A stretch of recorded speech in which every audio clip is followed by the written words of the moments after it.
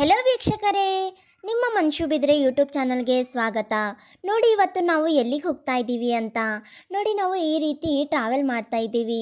ಯಾಕೆ ಈ ರೀತಿ ನಾವು ಟ್ರಾವೆಲ್ ಮಾಡ್ತಾ ಇದ್ದೀವಿ ಅಂದರೆ, ನಮ್ಮ ಅಕ್ಕನ ಮಗಳ ಕ್ರೆಡಲ್ ಸೆರೆಮನಿ ಇದೆ. ಹಾಗಾಗಿ ನಾವು ಈ ರೀತಿ ಟ್ರಾವೆಲ್ ಮಾಡ್ತಾ ಇದ್ದೀವಿ. ನೋಡಿ, ನೈಟ್ ಟ್ರಾವೆಲ್ ಮಾಡೋದು ಅಂದರೆ ತುಂಬ ಎಲ್ರಿಗೂ ಇಷ್ಟವಾಗುತ್ತೆ. ನೋಡಿ, ನನಗೂ ಕೂಡ ನೈಟ್ ಟ್ರಾವೆಲ್ ಮಾಡೋದು ಇಷ್ಟವಾಗುತ್ತೆ. ನನ್ನ ಫೇಸ್ ತುಂಬ ಡಲ್ಲಾಗಿ ಕಾಣಿಸ್ತಾ ಇದೆಯಲ್ವಾ? ಯಾಕಂದರೆ ನನಗೆ ಜ್ವರ ಬಂದಿತ್ತು.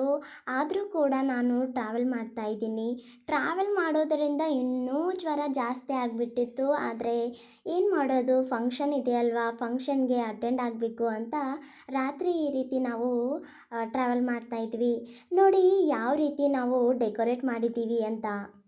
ಡೆಕೋರೇಷನ್ ಸಿಂಪಲ್ ಆಗಿದ್ದರೂ ಕೂಡ ತುಂಬ ಚೆನ್ನಾಗಿ ಕಾಣಿಸ್ತಾ ಇತ್ತು. ಒಂದೊಂದು ಕಡೆ ಒಂದೊಂದು ರೀತಿ ಫಂಕ್ಷನ್ ಆಚರಣೆ ಮಾಡ್ತಾರೆ.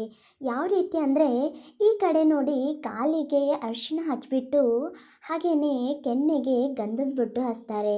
ಯಾರೇ ರಿಲೇಟಿವ್ಸ್ ಬರಲಿ ಅವರಿಗೆಲ್ಲ ಈ ರೀತಿ ಅವರು ಹಚ್ತಾರೆ.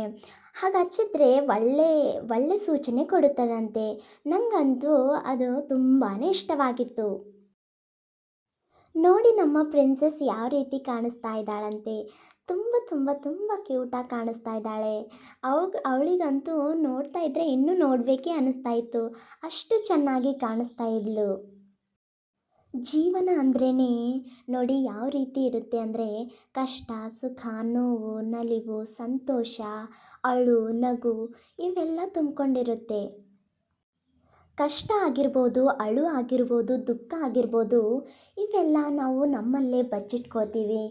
ಆದರೆ ನಮಗೆ ಯಾವುದೇ ಒಂದು ರೀತಿ ಸಂತೋಷವಾಗಲಿ, ಯಾವುದೇ ಒಂದು ಸಂತೋಷದ ಘಟನೆಗಳಾಗಲಿ, ಸಂತೋಷದ ಸಮಯ ಆಗಲಿ ಹಂಚ್ಕೊಳ್ಬೇಕು ಅಂದರೆ ಈ ರೀತಿ ನಾವು ಫಂಕ್ಷನ್ಸ್ಗಳನ್ನು ಇಟ್ಕೊಂಡು ಈ ರೀತಿ ಹ್ಯಾಪಿನೆಸ್ಸನ್ನು ಹಂಚ್ಕೋತೀವಿ. ನಮ್ಮಮ್ಮ ಯಾವಾಗಲೂ ಹೇಳೋರು, ಎಷ್ಟೇ ಕಷ್ಟ ಬರಲಿ, ಎಷ್ಟೇ ನೋವಿರಲಿ, ಮುಖದ ಮೇಲೆ ಚಿರುನಗೆ ಇರಬೇಕು ಅಂತ. ಆ ಚಿರುನಗೆ ನಮ್ಮ ಎಲ್ಲ ಕಷ್ಟಗಳಿಗೆ, ಎಲ್ಲ ದುಃಖಗಳಿಗೆ ಸೊಲ್ಯೂಷನ್ ಆಗುತ್ತೆ ಅಂತ. ನೀವು ಕೂಡ ಹಾಗೆ ಮಾಡಿ. ನೋಡಿ, ನಾವು ಈಗ ಎಲ್ಲ ಫಂಕ್ಷನ್ ಮುಗಿಸ್ಕೊಂಡು ಮನೆಗೆ ಹೋಗ್ತಾ ಇದ್ದೀವಿ. ಮನೆಗೆ ಹೋಗುವಾಗ ನಮ್ಮ ಅಕ್ಕ ಅಂದ್ಬಿಟ್ಲು, ನಾನು ಸ್ಕೂಟಿ ನಡೆಸ್ತೀನಿ, ನೀನು ಧೈರ್ಯವಾಗಿ ಹಿಂದ್ಗಡೆ ಕೂತ್ಕೋ ಅಂತ. ನನಗಂತೂ ತುಂಬ ಭಯ ಆಗ್ತಾಯಿತ್ತು. ಆದರೆ ಏನು ಮಾಡೋದು, ಅಕ್ಕ ಅಲ್ವಾ? ಹಾಗಾಗಿ ನಾನೇನು ಮಾಡಿದೆ ಅಂದರೆ ಸ್ಕೂಟಿಯಿಂದ ಕೂತ್ಬಿಟ್ಟೆ. ಅಲ್ಲಿ ಒಂದು ಈ ರೀತಿ ಅರಣ್ಯ ಐತಪ್ಪ ಅಂದರೆ ನನಗಂತೂ ತುಂಬಾ ಆಶ್ಚರ್ಯ ಆಗಿಬಿಡ್ತು. ಯಾಕಂದರೆ ನಾನು ಈ ರೀತಿ ಅರಣ್ಯ ಯಾವಾಗಲೂ ನೋಡೇ ಇಲ್ಲ. ಫಸ್ಟ್ ಟೈಮ್ ನಾನು ಈ ರೀತಿ ನೋಡಿದ್ದು. ನಾವು ಆ ಅರಣ್ಯದಲ್ಲಿ ಕಾಡು ಹಂದಿ, ನರಿ ನೋಡಿದ್ವಿ.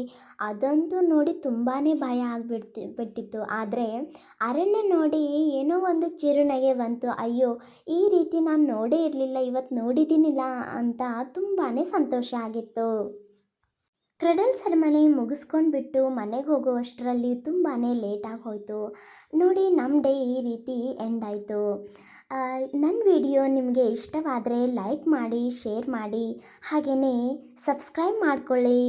ಎಲ್ಲರಿಗೂ ಥ್ಯಾಂಕ್ ಯು.